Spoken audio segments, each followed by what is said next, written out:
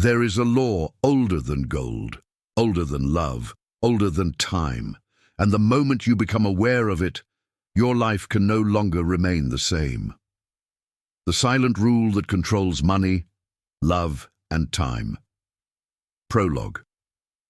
The rule you were never supposed to hear. There is a rule, not a theory, not a belief, a rule so silent that it has controlled your entire life without ever being named. It decides who touches wealth and who only chases it, who finds love and who repeats the same loss forever, who wakes up one day and realizes time is gone. Most people will live and die, never noticing it, because this rule hides in what you assume is normal. But if you are hearing this now, it means something rare is happening. You are close to seeing the mechanism, and once you see it, money will never look the same. Love will never feel the same. Time will never move the same. This is not the kind of knowledge you casually hear. This is the kind of knowledge that changes you or escapes you. So listen carefully, because if you miss this, you will spend years living under a law you never chose, and the rule will continue in silence. Chapter 1. Money obeys what you never say. Money is not paper. Money is not numbers. Money is not even wealth. Money is one of the oldest mirrors ever placed in the human world. And the reason most people never understand it is because they keep looking at money as an object, when money has always behaved like a response, a reaction, a servant of something deeper. There is a silent misconception taught to nearly everyone, that money is earned purely through effort, that money is attracted purely through work, that money is distributed through logic. But if that were true, then the world would look completely different. The hardest workers would be the richest, the kindest would be rewarded, the most disciplined would never struggle. Yet reality does not follow that pattern, because money does not follow effort. Money follows permission. And permission is never spoken out loud. It is hidden. It is internal. It is buried inside what you assume about yourself. Most people live with an invisible sentence running beneath their life, a sentence so quiet they do not even realize it is there. It sounds like, "I'm not the kind of person money stays with," or "money always leaves," or "if I become wealthy, something bad will happen," or "people like me don't get to have that." And money listens, not to what you want, to what you believe is allowed. Money is obedient to identity, not desire. Desire screams, identity whispers, and reality always obeys the whisper. There are people who pray for wealth while carrying a silent disgust toward it. There are people who chase abundance while feeling guilt the moment they receive it. There are people who say they want freedom, but secretly believe they deserve struggle. And so the system responds accordingly, not as punishment, as alignment. Money is not moral. Money is not cruel. Money is precise. It moves toward the internal law you have already written, even if you never meant to write it. This is why some people lose money the moment they touch it. It is not bad luck. It is not incompetence. It is an invisible rejection, a subconscious exile. Because deep inside, wealth feels foreign, and the mind will always return to what feels familiar, even if what feels familiar is suffering. This is the dark archive truth. People do not seek what they want. They seek what they know. Money is a visitor. And the first question it asks is not, "How hard do you work?" The first question is, "Do you have a place for me here?" And most people do not. They have fantasies, they have wishes, they have desperation, but they do not have inner space, because their inner home is built on an old rule.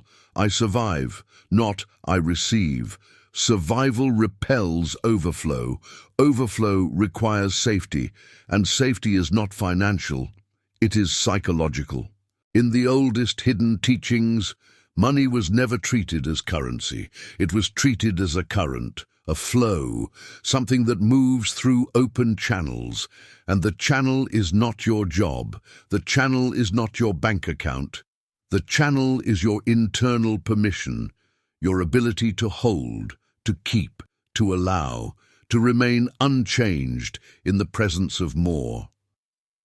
This is why wealth destroys some people, not because money is dangerous, but because it reveals the weakness of their inner structure. Money amplifies whatever is already inside you. If you carry fear, money amplifies fear. If you carry guilt, money amplifies guilt. If you carry emptiness, money amplifies emptiness. Money is a magnifier, not a savior. And here is something almost no one says. Money does not arrive when you want it. Money arrives when your identity can survive it, because money is not just an external gain, it is an internal disruption. It forces you to confront questions like, who am I if I no longer struggle? Who am I if I no longer chase? Who am I if I receive without pain? And for many people, that is terrifying. They have built their entire personality around survival, around being the one who makes it through, around being the one who sacrifices, around being the one who never has enough. So abundance feels like betrayal, and the subconscious will destroy what threatens its familiar identity. Even if it is a blessing, the silent rule is not about money, it is about worth. Money is simply the most brutal translator of worth, because money cannot be begged into staying. Money cannot be convinced by words. Money cannot be manipulated long-term. It obeys the deepest assumption. What do you believe you are? Not what do you want. What do you believe you are? That is the archive law. This is why two people can do the same work, and one becomes wealthy, while the other remains stuck. The difference is not skill, it is not intelligence, it is not even opportunity. The difference is what they silently allow themselves to hold. One person feels safe with more, the other feels exposed. One person sees money as expansion, the other sees money as danger. One person believes wealth is natural, the other believes wealth is temporary, and money behaves accordingly. So the first transformation is not earning more. The first transformation is noticing the sentence. What is the silent rule you carry? What do you assume will happen if you truly receive? Do you believe it will vanish? Do you believe you will lose love? Do you believe you will become someone unrecognizable? Do you believe you will be punished? Because somewhere, a rule was installed, and money has been obeying it ever since. This chapter is not about becoming rich. This chapter is about becoming honest, because wealth is not built first in the world. It is built first in the invisible architecture of self-permission. And once the internal law changes, the external flow changes, not magically, mechanically, like gravity reversing direction. Money is not distant, money is not random, money is listening. And the most important thing you will ever discover is this: it has never been responding to your effort. It has been responding to what you never said out loud, the silent rule. Chapter 2. Love is not found. It is allowed. Love is the most misunderstood force in the human world. People speak of love as if it is something outside of them, something hidden in the distance, something they must search for, earn, attract, deserve. They speak of it like a treasure buried somewhere in the future. But love has never been found. Love has always been allowed. And that is why so many lives are filled with longing, because longing is not the absence of love. Longing is the presence of a silent rule, a rule so old, so deep, so carefully protected inside the human psyche that most people will never name it. They will only live inside it. The rule is simple but devastating. I am not safe in love. Not consciously, not logically, but internally, quietly, in the archive beneath the mind. And love obeys that rule with terrifying precision. Love does not respond to what you say you want. Love responds to what you are able to receive without fear. Most people do not realize this. They believe love is missing from their life because they have not met the right person. But the truth is darker. The right person is rarely the problem. The internal permission is. Because love is not blocked by fate. Love is blocked by familiarity. The human nervous system does not seek happiness. It seeks what feels known, even if what feels known is pain. This is why some people repeatedly fall into the same story. Different faces, different names, same wound. The unavailable one, the distant one, the one who almost stays, the one who leaves at the exact moment closeness becomes real, and they call it bad luck. But it is not luck, it is alignment. It is the silent law of the inner archive. The subconscious does not choose love. It chooses the emotional environment it recognizes. For some, love feels like warmth. For others, love feels like danger. And the body always obeys what it believes. There is a secret most people never confront. The deepest barrier to love is not rejection. It is acceptance, because rejection confirms what you already expect. Acceptance threatens the identity you have built around absence. If someone truly loves you, truly sees you, truly stays, then what happens to the part of you that learned to survive without being held? What happens to the part of you that became strong through loneliness? What happens to the part of you that turned pain into personality? Real love is not just pleasure. Real love is exposure. And exposure terrifies the nervous system that grew up in uncertainty. That is why love is allowed, not found. It is not a question of meeting. It is a question of safety. Many people believe they want intimacy, but their inner rule says, intimacy leads to loss. So they keep distance. They choose complicated relationships. They stay in situations where love is always slightly out of reach, because unreachable love is safe. Unreachable love cannot truly touch you, and what cannot touch you cannot destroy you. This is the forbidden archive truth. Some people do not fear being unloved. They fear being loved completely, because complete love requires surrender, and surrender feels like death to the part of you that learned to control. The mind will create endless stories, endless reasons, endless explanations, but beneath all of them is the same silent agreement. If I let someone close, I will disappear. And so love becomes a performance, a chase, a cycle, not a home. Love is not romantic in the archive. Love is structural. Love is psychological architecture. It is the ability to remain open without collapsing. It is the ability to receive without suspicion. It is the ability to trust without needing proof every second. And most people were never taught that. They were taught longing. They were taught earning. They were taught that love is something you get if you become enough. But love is not earned. Love is mirrored. The love you experience externally is always reflecting the love you allow internally. Not self-love as a cliché, self-love as permission, as emotional availability, as the internal decision that tenderness is not dangerous, that closeness is not a trap, that you are not a burden, that you are not too much, that you are not unworthy of being stayed with. The silent rule of love is installed early. Sometimes it comes from abandonment. Sometimes it comes from inconsistency. Sometimes it comes from watching love behave like chaos in the home. A child does not analyze. A child absorbs. And the child writes a rule. Love means anxiety, or love means leaving, or love means earning attention. Then the child becomes an adult, and the adult keeps living inside the rule, calling it personality, calling it taste, calling it type. But it is not type.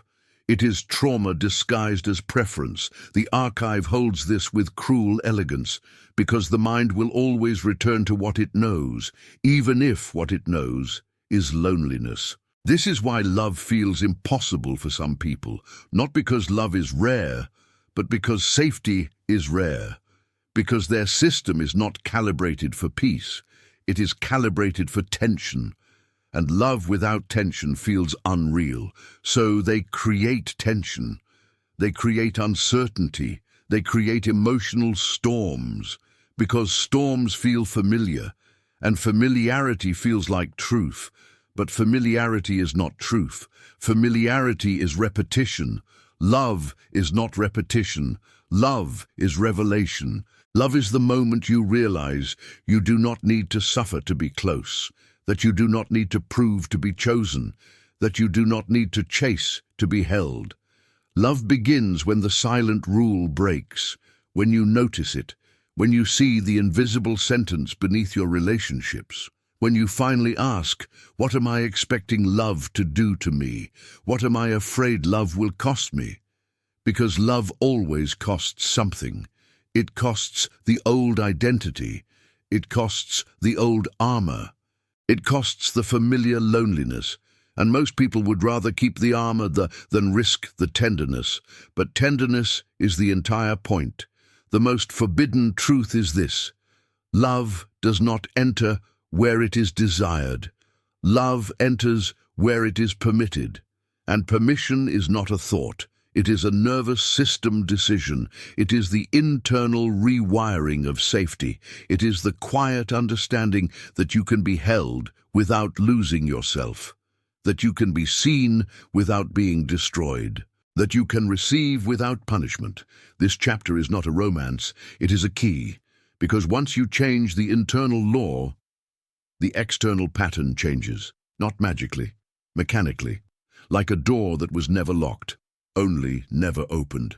Love has been near you the entire time, waiting, not for the perfect person, but for the moment you finally allow yourself to stay.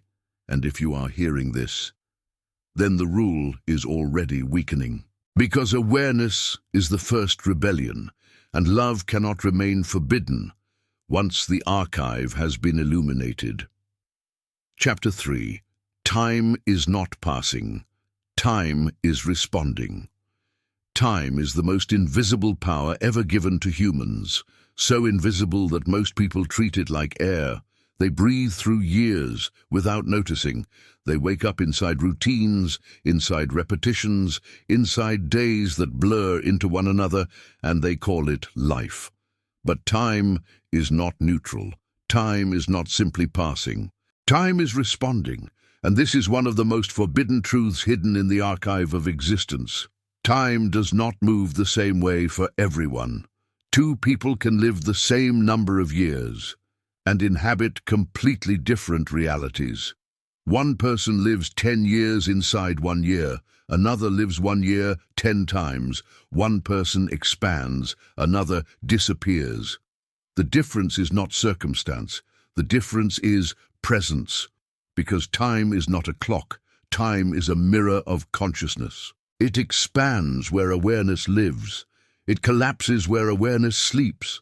Most people believe time is something they lose, but time is something that reveals. It reveals what you paid attention to. It reveals what you postponed. It reveals what you avoided.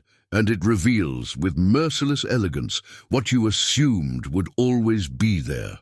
Time is the only currency you cannot earn back, and yet it is the one most people spend unconsciously. They say, I don't have time, but what they mean is, I am not inside my life, because time is not the absence of hours.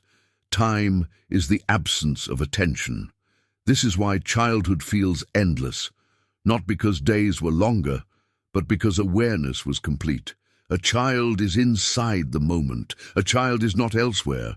A child is not split between past and future. A child is fully present, so time stretches.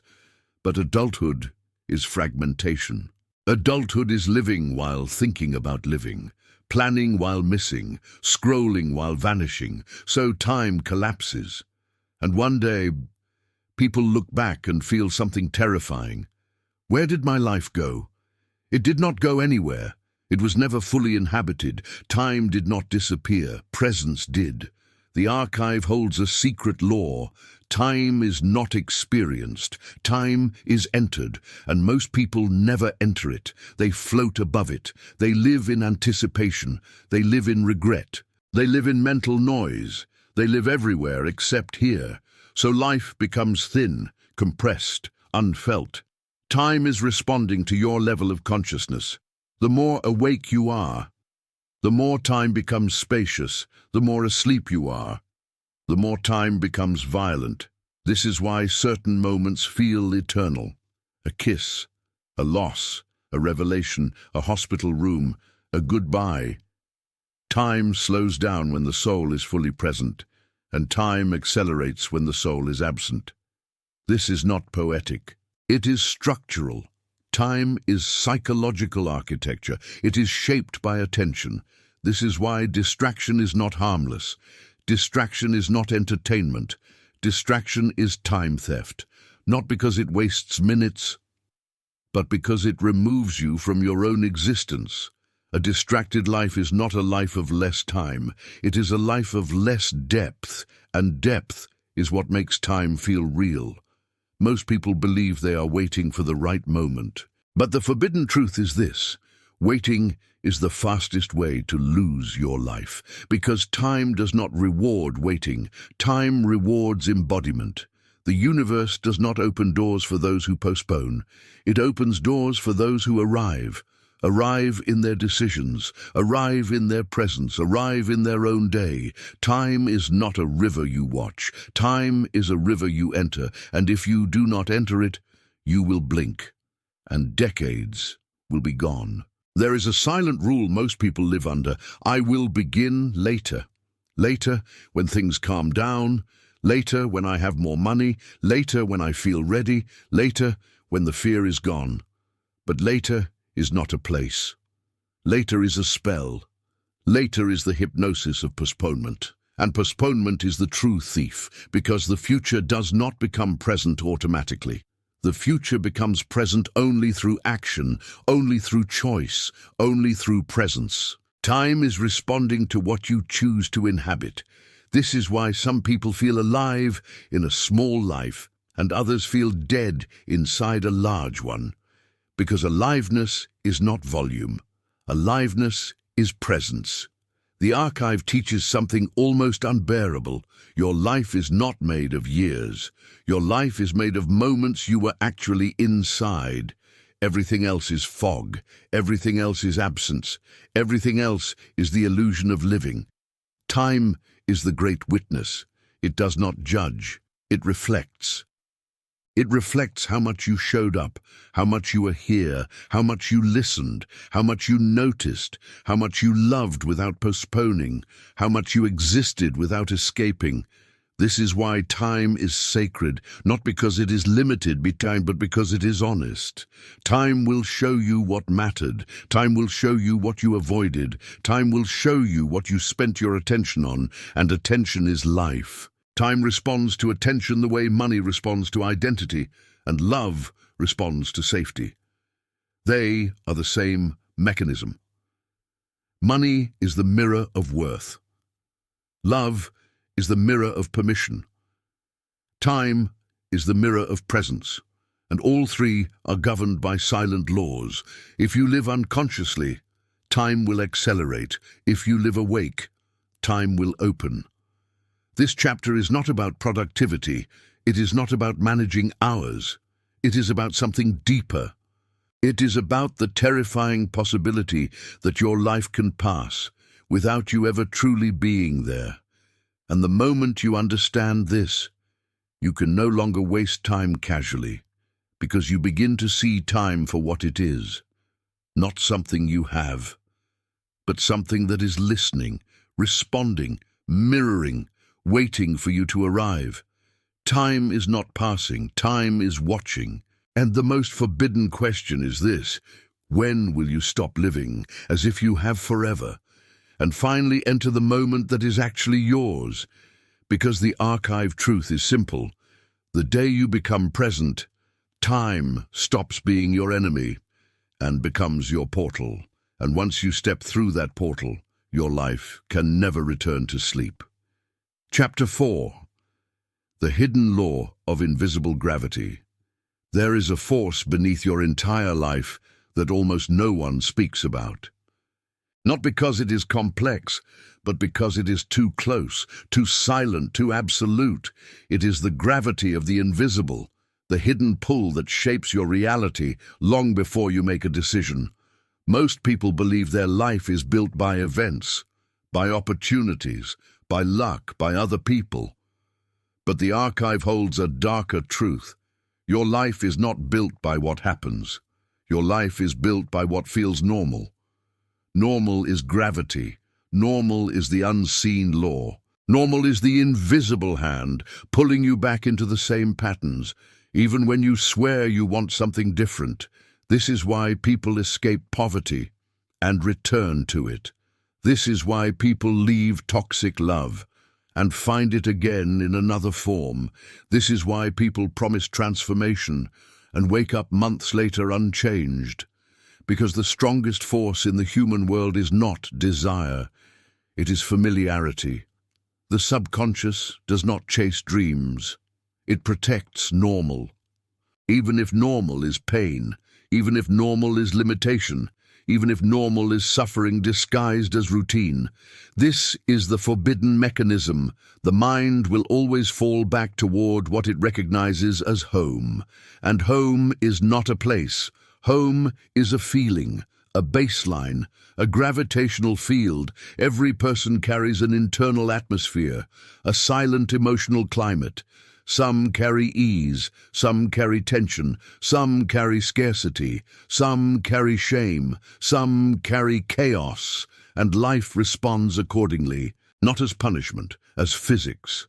Invisible gravity is not mystical, it is structural. It is the force of internal expectation.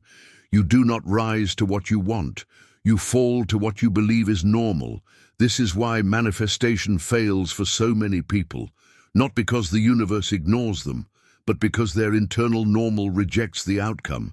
They say they want wealth, but struggle is normal. They say they want peace, but chaos is normal.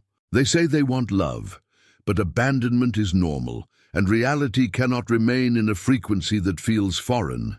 It will collapse back to baseline. This is why sudden success destroys some people, not because success is evil, but because success violates their gravitational identity. They do not know how to live there, so they sabotage, they spend, they flee, they create drama, they unconsciously rebuild the familiar suffering, because suffering feels like home. This is the archive truth. Your comfort zone is not comfort, it is familiarity, and familiarity is gravity. Invisible gravity is the reason some people seem cursed. They are not cursed, they are calibrated. Their nervous system is calibrated for struggle. Their mind is calibrated for scarcity. Their identity is calibrated for less. So when more arrives, it feels unsafe. And what feels unsafe cannot stay. The subconscious will always choose safety over expansion, even if safety is small. Even if safety is lonely, even if safety is a prison, the prison is not built from walls. The prison is built from normal. Normal is the most dangerous spell, because it is invisible, it is not questioned, it is assumed. Most people do not realize they are living inside an inherited normal. They think it is personality. They think it is realism. They think it is life. But it is programming. Installed through repetition, installed through childhood, installed through environment, installed through trauma. A child watches what is possible. A child watches what is allowed. A child watches what happens to people who receive too much. And the child writes an internal law. This is how life works. Then the child becomes an adult and calls the law truth. But truth is not what you inherited. Truth is what you awaken into. Invisible gravity is why the same life keeps happening. The same level of money, the same type of relationship, the same emotional ceiling, the same self-image, different years, same pattern.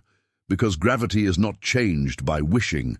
Gravity is changed by identity. The archive teaches something radical. Your life will not change until your normal changes. Not your goals, your normal. What feels natural, what feels expected, what feels safe, what feels deserved. This is why the richest people are not rich because they hustle harder. They are rich because wealth feels normal to them. It does not shock their nervous system. It does not trigger guilt. It does not feel foreign. It feels expected. And expectation is gravitational. Expectation shapes reality more than effort ever will. Love is the same. Some people cannot hold healthy love, not because they do not want it, but because healthy love feels unfamiliar. It feels boring. It feels suspicious. It feels unreal. So they return to intensity. They return to drama. They return to emotional instability. Because instability feels like home. Time is the same. Some people cannot hold presence. Because distraction is normal. So they lose years, not because they lack time, but because they lack a new normal. The archive reveals the core law. Your reality is always returning you to your baseline. Baseline is gravity. Baseline is the silent ruler of your life. And here is the most forbidden part. You cannot change your life permanently without violating your current normal. Transformation is not improvement. Transformation is betrayal of the old self. It is leaving the familiar suffering behind. And the mind will resist that violently, because the mind does not want your evolution. The mind wants your predictability. The mind wants survival. The mind wants repetition. So when you begin to rise, gravity pulls harder. When you begin to expand, old patterns scream louder. When you begin to receive, old shame awakens. This is not failure. This is evidence. Evidence that you are leaving the gravitational field. Every new level feels unstable at first, because you are literally recalibrating reality. Invisible gravity is why the world reacts when you change. People react. Systems react. Your own mind reacts, because you are no longer obeying the silent normal. You are becoming unpredictable. And unpredictability is freedom. The archive was never meant for the sleeping. It was meant for the awake. So the question is not, how do I get what I want? The real question is, what does my nervous system consider normal? Because until normal changes, nothing changes. The external world is obedient to the internal baseline, not as magic, as law. The hidden law of invisible gravity is simple. Your life is always falling toward what feels familiar, until you decide to build a new familiarity, a new baseline, a new internal home. And that is the most difficult work there is, not because it is complicated, but because it requires leaving the identity that kept you safe. It requires stepping into a life that feels unfamiliar, until it becomes your new normal. And once it does, money flows differently. Love stays differently. Time opens differently, because gravity has shifted. The archive truth is final. You do not attract what you desire. You return to what you allow as normal. And the moment you rewrite normal, the entire universe rearranges around your new internal law. Not slowly, not gently, mechanically, like gravity reversing, like a door opening that was never locked, only never entered. Chapter 5. The rule was installed. Before you had words, no one chooses the silent rule consciously. That is what makes it so powerful. If you had chosen it, you could undo it easily, but you did not choose it. It was installed before you had language, before you had logic, before you even knew what life was. The archive holds a truth so uncomfortable that most people spend their entire lives avoiding it. Your deepest laws were written in you, while you were still small enough to believe everything was permanent. A child does not question reality. A child absorbs reality. A child does not analyze patterns. A child becomes the pattern. And so the silent rule enters, not as a decision, but as an atmosphere, as repetition, as emotional weather. A child watches how love behaves. A child watches how money behaves. A child watches how time is treated, and the child writes an invisible sentence. This is how the world works. That sentence becomes law. Most people think their life is shaped by choices, but the archive reveals something darker. Most lives are shaped by pre-verbal programming, by emotional conclusions formed before memory, by silent agreements made before identity. The rule was installed before you could name it. That is why it feels like truth. Because it is older than your conscious mind. Consider money. A child hears conversations, not the words, the emotion beneath them. Fear when bills arrive. Tension when someone mentions wealth. Shame when someone talks about wanting more. A child does not understand economics, but the child understands energy, and the child writes a rule. Money creates stress. Or, money is not safe. Or, money disappears. Then the child grows up and wonders why abundance feels impossible. But abundance is not impossible. It is simply unfamiliar. Because the nervous system learned scarcity as home. Love is the same. A child watches closeness, not in movies, in the house. A child watches whether love is consistent, whether affection is safe, whether tenderness is followed by abandonment. A child watches if love is calm or love is chaos. And the child writes a rule. Love means instability, or love means leaving, or love must be earned. Then the child becomes an adult and calls anxiety chemistry, calls attachment fate, calls repetition bad luck, but it is not luck. It is installation. The rule was placed long ago. Time is the same. A child watches presence. A child watches whether adults live awake or live distracted. A child watches whether life is savored or survived. And the child writes, life is something you rush through, or life is something you endure. Then decades vanish, not because time is cruel, but because the rule was written early. Presence is not normal. The archive teaches that the subconscious is not a thinker, it is a recorder. It records what is repeated, what is felt, what is survived, and what is survived becomes law. This is why trauma is not only pain, trauma is programming. It is the installation of invisible expectations. The world becomes dangerous, love becomes unsafe, money becomes unstable, time becomes something you lose, and the body lives inside those laws without ever speaking them. Most people believe they are reacting to the present, but they are reacting to the past, disguised as normal. They are living inside emotional muscle memory. The silent rule is not intellectual, it is nervous system law. This is why affirmations often fail, because the mouth speaks, but the body disagrees. The body holds the older truth, the older installation. You can say, I am worthy, but if your system learned unworthiness as home, your life will continue to orbit that gravity. Not because you are broken, because you are loyal, loyal to the child who adapted.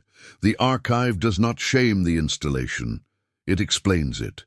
Because every silent rule was once protection. A child learns to expect abandonment, so abandonment hurts less. A child learns to fear money, so disappointment is safer. A child learns to distrust love, so vulnerability feels less lethal. The rule was never evil, it was survival. But survival becomes a prison when it becomes permanent. The most forbidden truth is this: many of your limits are outdated protections, old armor, worn too long. The silent rule was installed when you were small, but it is still running when you are grown. This is why awareness is so dangerous, because awareness breaks loyalty. Awareness exposes the mechanism, and once the mechanism is exposed, You cannot pretend it is fate anymore. You cannot call it coincidence. You cannot call it just how life is. You see the wiring, you see the installation, and that is the beginning of freedom. Freedom is not gaining something new. Freedom is uninstalling something old. The archive teaches that the first step is not changing the world. The first step is finding the sentence. What was installed in you? What did you learn before you had words? What did you watch? What did you absorb? What did you normalize? Because the silent rule is always inherited before it is chosen. And most people never realize they are living under laws written by a child. But you are not here by accident. If you are reading this, the archive is already opening, and the moment you see the rule, it begins to weaken. Because the silent rule survives only in darkness. It survives only when unnamed. But once you name it, it becomes something you can rewrite. And rewriting is the true forbidden power, not manifestation, not desire, not wishing. Rewriting the internal law, the one installed before you had words. Because when that law changes, money changes, love changes, time changes, reality changes. Not slowly, mechanically, like an ancient system finally receiving a new command. And that is what this archive has always been, not a collection of ideas, but a place where the oldest rules are finally revealed, so you can stop living under a sentence you never chose and begin living under one you write yourself. Chapter 6. Why some people escape the pattern. There is a moment in certain lives that cannot be explained from the outside, a moment where the pattern breaks, not gradually, not politely, but suddenly, almost violently. A person who has always struggled begins to receive. A person who has always been abandoned begins to be held. A person who has always felt time slipping away begins to live inside it. And everyone watching calls it luck. They call it timing. They call it coincidence. But the archive knows the truth. Some people escape because they stop agreeing. That is the entire difference. They stop agreeing with the invisible rule. Most people live inside patterns because they believe patterns are reality. They believe repetition is fate. They believe their baseline is permanent. But the ones who escape do something almost forbidden. They notice the mechanism. They see the sentence beneath their life. And the moment the sentence becomes visible, it loses its absolute power. Because the subconscious cannot run a law forever. Once consciousness is watching it, awareness is the beginning of rupture. The silent rule survives in darkness. It survives in automatic living. It survives when you call it just how things are. But when you see it clearly, it becomes something else. A program, not truth. A pattern, not destiny. A script, not identity. And this is where the escape begins. Not in money, not in love, not in time, in perception. The first freedom is not external. The first freedom is internal honesty. The ones who escape are not necessarily the strongest. They are the ones who become awake enough to stop mistaking familiarity for truth. They realize something terrifying. Their life is not happening to them. Their life is happening through them, through their internal laws, through their silent expectations, through what they allow as normal. This realization is dangerous, because once you see it, you can no longer blame the world completely. You can no longer hide inside victimhood. You are confronted with the archive truth. Your reality is obedient. And obedience means responsibility. Most people do not want responsibility. They want change without internal betrayal, but escape requires betrayal. Betrayal of the old baseline, betrayal of the old identity, betrayal of the version of you that survived by staying small. This is why so few escape. Because escape feels like death to the familiar self. The subconscious does not resist your suffering, it resists your expansion, because suffering is known, expansion is unknown, and the unknown is interpreted as danger. So when a person begins to rise, the system reacts, old fears awaken, old patterns intensify, old voices become louder. This is why transformation often feels worse before it feels better, because gravity pulls hardest right before you leave its field. The archive teaches that escape is not a gentle unfolding. Escape is a rupture in normal, a disruption in the internal agreement. The person who escapes does not simply want more. They begin to expect differently. Expectation is the true portal, because expectation is permission. Money arrives differently when you expect it to stay.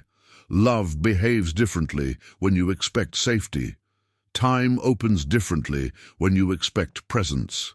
Expectation is not optimism. Expectation is calibration. It is the nervous system deciding what is normal now. The ones who escape do not escape because life becomes easy. They escape because their inner law changes. They stop saying silently, "This always happens to me." They stop saying, "I'm not that kind of person." They stop saying, "It never lasts." They stop saying, "It's too good to be true." And they begin to inhabit a new sentence. It is safe for me to receive. It is normal for me to be supported. It is possible for me to remain in peace. This seems simple, but it is not simple at all, because the mind will test the new law immediately. Reality will test it, not as cruelty, as confirmation. The archive holds this principle. A new identity is always challenged at the border. When you rewrite the rule, life will present the old pattern again, to see if you return, to see if you collapse back to baseline, to see if the new law is real or only spoken. This is why many people almost change, then return. They touch the edge of escape, then fall back into familiarity, not because they are weak, but because gravity is ancient. The baseline has roots, it has history, it has emotional memory. The ones who escape understand something rare. The discomfort of growth is not a sign of wrongness. It is a sign of leaving the old field, leaving the old script, leaving the old agreement. They stop interpreting discomfort as failure. They interpret it as evidence, evidence that the nervous system is recalibrating, evidence that the archive is rewriting the law. Escape is not becoming someone else. Escape is becoming someone ungoverned by the old sentence. The person who escapes does not become perfect. They become present. They become aware. They become intentional. They stop living automatically, and automatic living is the prison. The archive teaches that most suffering is unconscious repetition. Escape is conscious interruption. The smallest interruption is enough to begin the collapse of the pattern. A new decision, a new tolerance level, a new refusal, a new permission, a new baseline. This is why some people escape quickly, not because their life is easier, but because they stop negotiating with the old law. They stop entertaining the familiar suffering. They stop calling it normal. They stop returning. And slowly, the world reorganizes, not magically, mechanically. Because reality cannot remain aligned with an identity you no longer inhabit. Money cannot behave the same when you no longer expect loss. Love cannot behave the same when you no longer accept abandonment. Time cannot behave the same when you no longer live asleep. Escape is not external. Escape is internal rebellion. The archive was never meant to comfort you. It was meant to wake you. And waking up is always the beginning of freedom. So the question is not, why do some people escape? The question is, what silent rule are you still agreeing with? Because the moment you stop agreeing, the pattern begins to fracture. And once it fractures, the old life cannot fully return. The door has opened, the archive has spoken, and the mechanism is no longer invisible. Some people escape because they finally see the rule, and once you see it, you are already halfway free. Chapter 7. The world responds to the unspoken. The world is not responding to your words. It never has. It is responding to what exists beneath them, to what you assume, to what you tolerate, to what you silently expect. This is one of the most forbidden truths in the archive. Reality does not obey language. Reality obeys frequency, not mystical frequency in the shallow sense, but psychological frequency, the emotional baseline you live inside, the internal atmosphere you carry into every room. Most people believe their life is shaped by what they do, but the deeper truth is darker. Your life is shaped by what you are convinced will happen, even before it happens, because expectation is not passive. Expectation is instruction. It is the silent command you send into reality.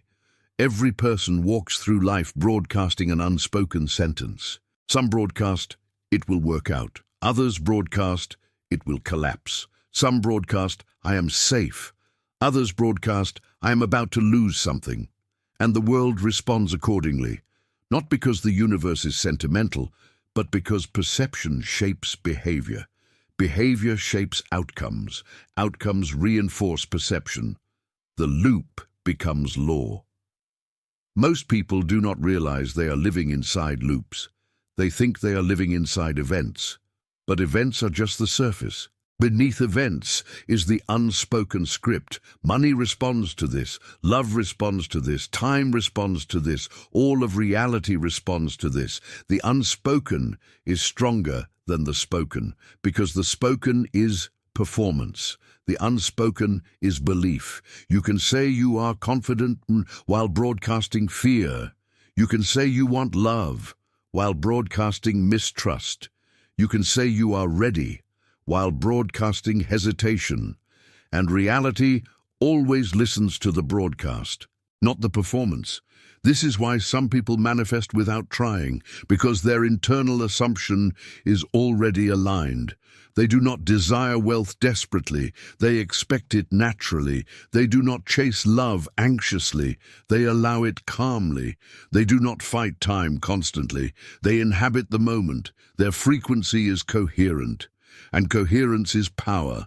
The archive teaches that the world is an echo chamber, not of your words, but of your inner posture. The posture you take toward life. Are you bracing? Are you open? Are you waiting for loss? Are you expecting support? Most people live braced. They live as if life is always about to take something away. So life feels sharp. They live as if love is always temporary. So love feels unstable. They live as if money is always slipping. So money never stays. Not because life is cruel, but because their internal law is always preparing for absence. Preparation becomes prophecy. This is the forbidden mechanism. What you prepare for emotionally, you begin to create structurally. If you prepare for abandonment, you act guarded. Guardedness creates distance. Distance produces loneliness.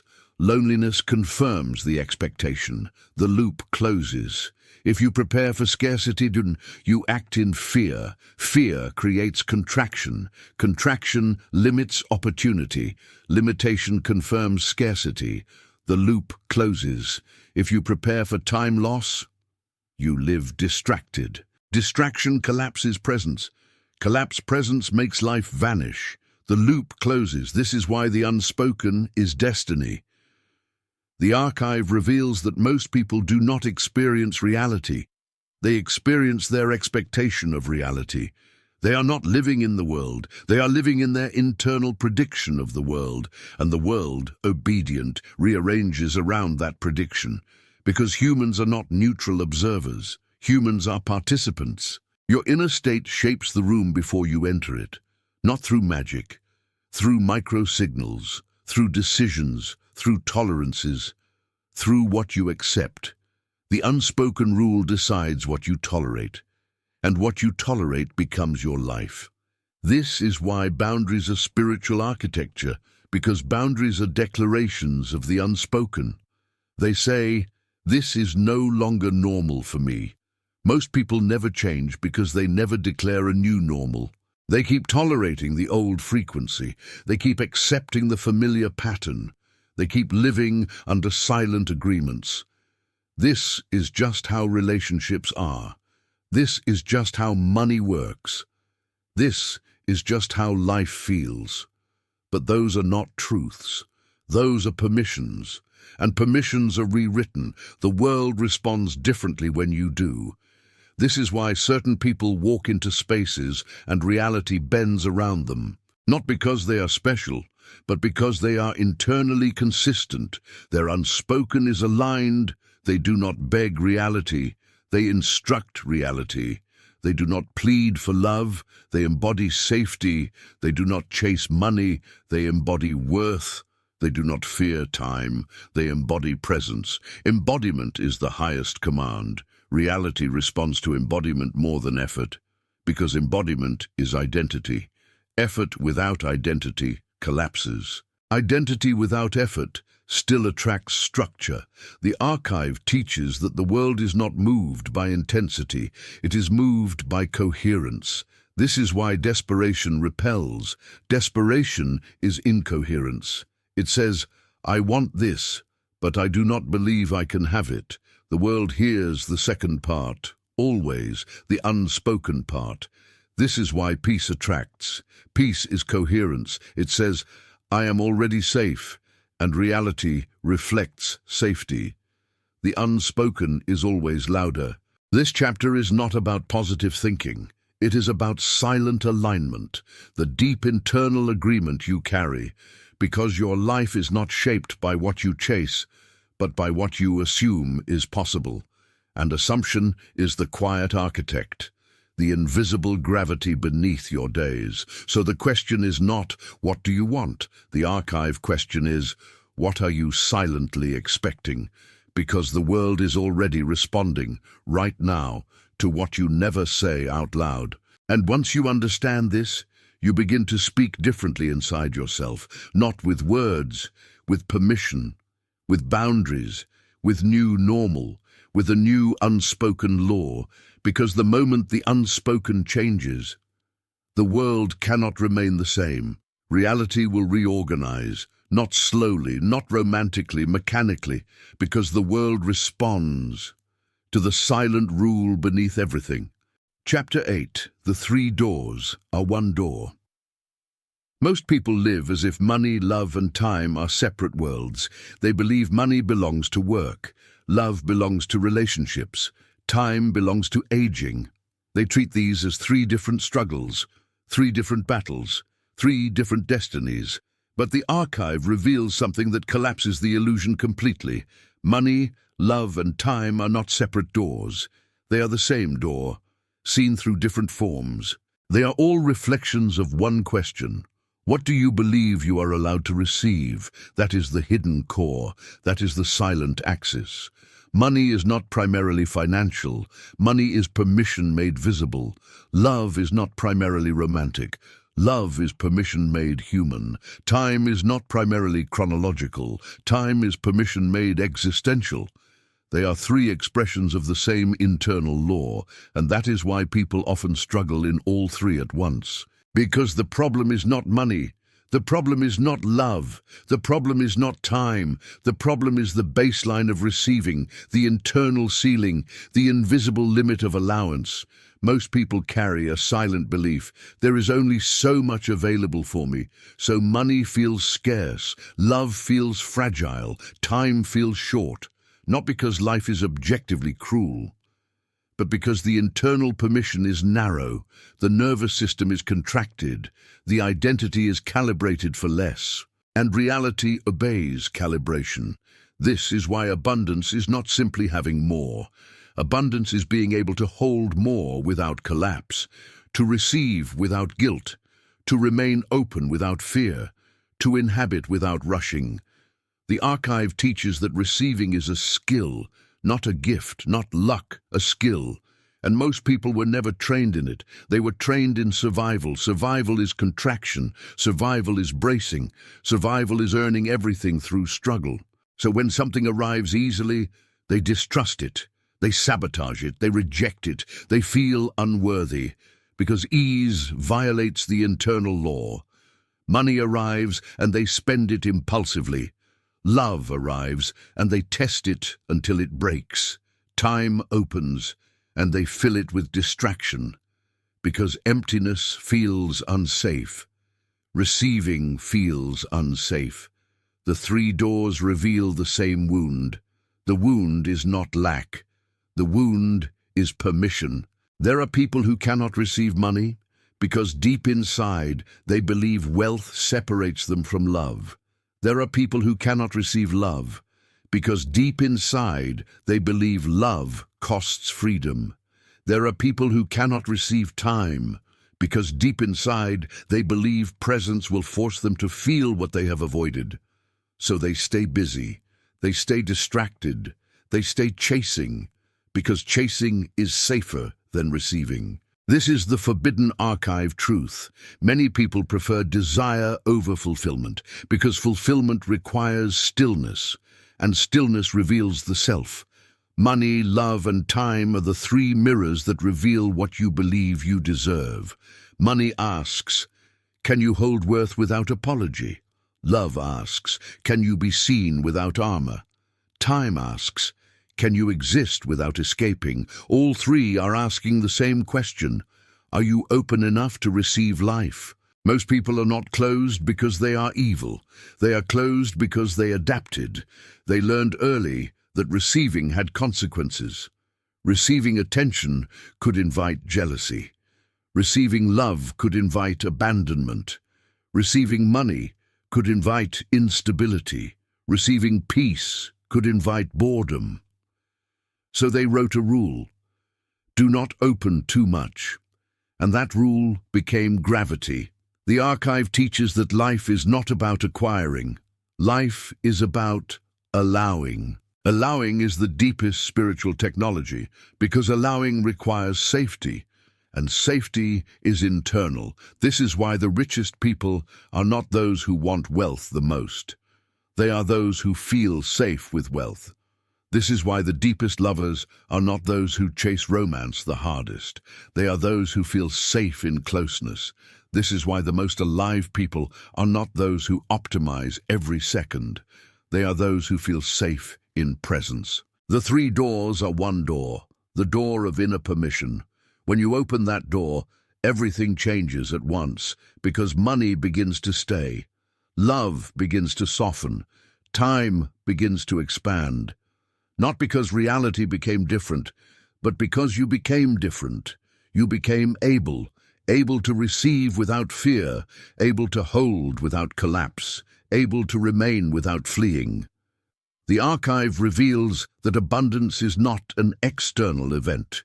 It is an internal capacity, and capacity is built through rewriting the silent rule. The rule that says, this is too much for me, this will not last. This is not for people like me. Those sentences are the lock, but they were never permanent. They were installed, and what is installed can be rewritten. When the inner law changes, the three doors align. Money becomes flow, not tension. Love becomes home, not chase. Time becomes portal, not loss. The same mechanism governs all of them. Receiving is the axis. Permission is the key, and the moment you realize the doors are one, you stop trying to fix life in pieces. You stop chasing money while abandoning yourself. You stop chasing love while fearing closeness. You stop chasing time while living distracted. You begin to work at the root, at the silent rule. The archive was never about money. It was never about love. It was never about time. It was always about the deepest question. What are you willing to allow yourself to have? Because the universe does not give you what you beg for. It reflects what you permit, and once you permit more, the entire structure responds, not slowly, not romantically, mechanically, like a system finally receiving a new command. The three doors are one door, and it has been waiting for you to open it. Chapter 9. The moment you notice the rule, it weakens. The silent rule survives for one reason only. It is unseen. It governs in darkness. It controls not through force, but through invisibility. Most people are not trapped because life is impossible. They are trapped because the mechanism is unnamed, because the pattern feels like reality, because the script feels like identity. But the archive holds a truth that changes everything. The moment you notice the rule, it begins to weaken. Awareness is not passive. Awareness is disruption. The subconscious can run a program endlessly until consciousness watches it. The silent rule depends on automatic living. It depends on the mind moving through the same loops without question, the same expectations, the same emotional baseline, the same familiar gravity. But the instant you see the loop, it is no longer absolute. It becomes optional, and optional is freedom. This is why knowledge is dangerous. Not because it gives you power over others, but because it gives you power over yourself. Most people never gain freedom because they never gain sight. They live inside patterns and call them fate. They live inside repetition and call it personality. They live inside limitation and call it realism. But the archive is not realism. The archive is revelation, and revelation is the beginning of collapse. The rule collapses when it is illuminated. Consider money. A person lives for years believing money always leaves. They experience it as truth. Then one day they notice, this is not truth. This is expectation. This is a sentence installed long ago. And in that moment, the relationship with money changes. Not externally yet, internally. The spell breaks slightly. The automatic fear loosens. The gravity shifts because awareness creates space. Love is the same. A person lives believing people always abandon me. Then one day they see this is not prophecy. This is a pattern I keep recreating, a silent rule I keep obeying. And in that moment, the cycle weakens because the rule cannot hide anymore. Time is the same. A person lives distracted, years vanishing. Then one day they realize, I have not been present. I have been absent inside my own life.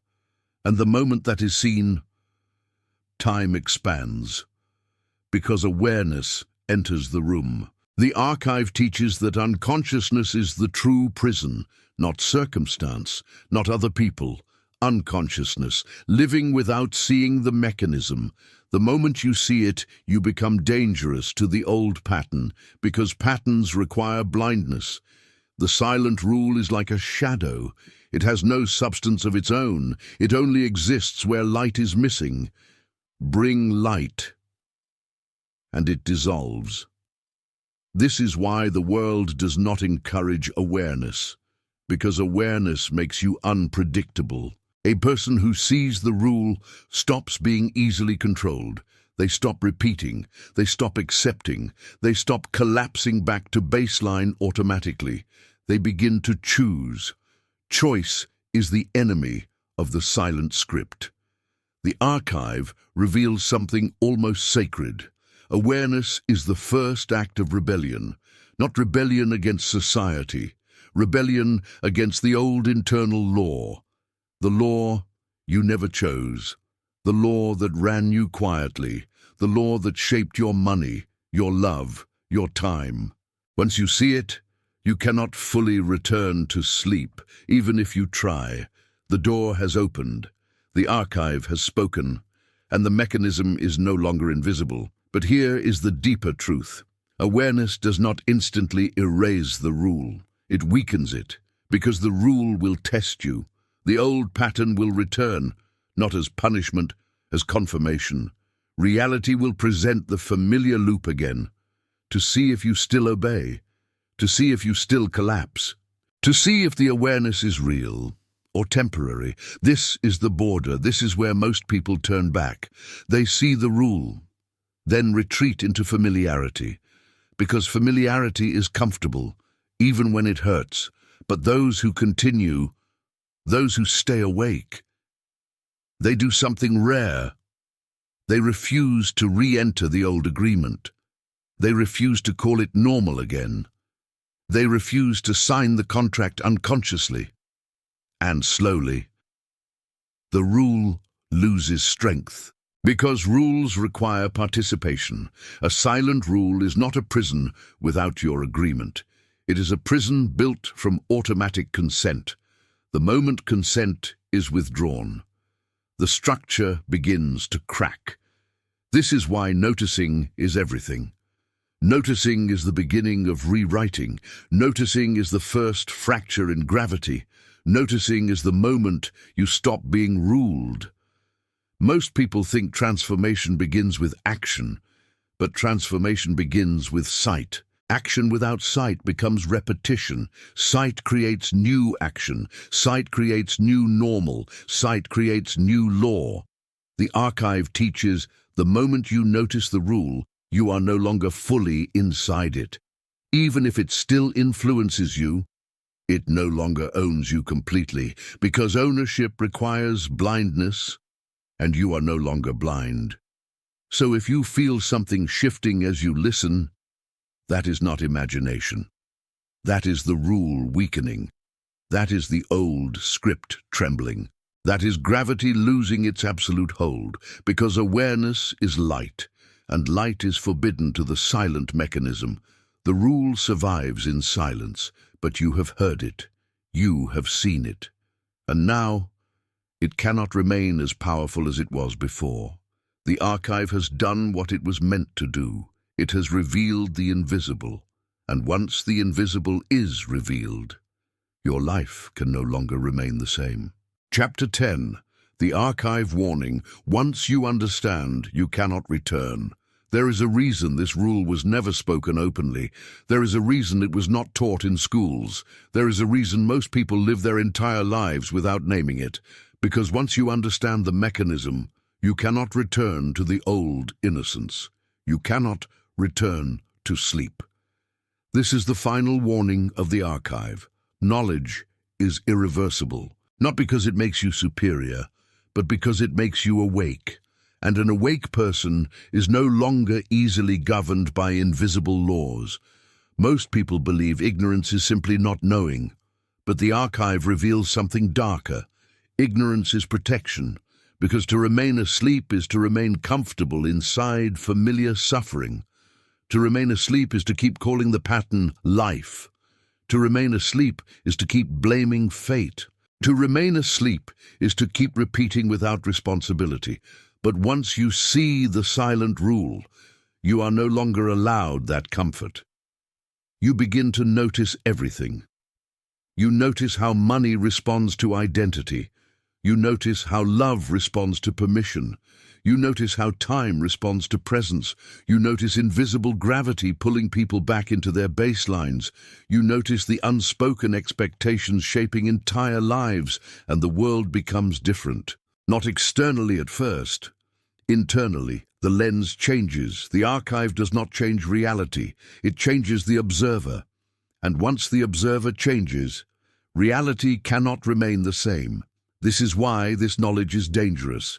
Because it removes excuses, it removes unconsciousness, it removes the ability to pretend you are powerless. The silent rule is no longer an invisible prison, it becomes a choice.